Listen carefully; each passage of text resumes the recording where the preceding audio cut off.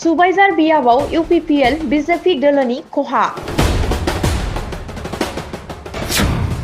प्रमद बर'नि दैदेननाय इउपिपिएल सरकारखौ नागारनानै बिपिएफआव हाबफैयो।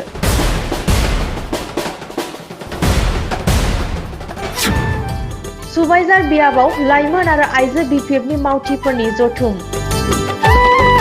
नै आरो खनसेबाव हाग्रामा सरखारबाव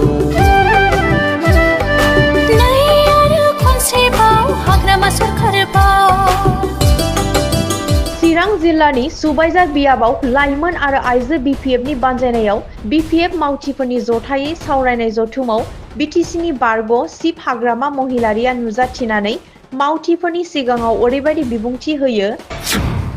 फैगौ 30 मार्चनिफ्राय प्रमद बर'नि इउपिपिएल सरकार थानाय नंला। प्रमद बर'आ मोनसेबो गोदान खामानि मावनो हानाय नंला आरो खुगानि बेसेन थानाय नंला होननानै बिबुंथि होयो। नै आरो खनसेबाव हाग्रामा सरखारबाव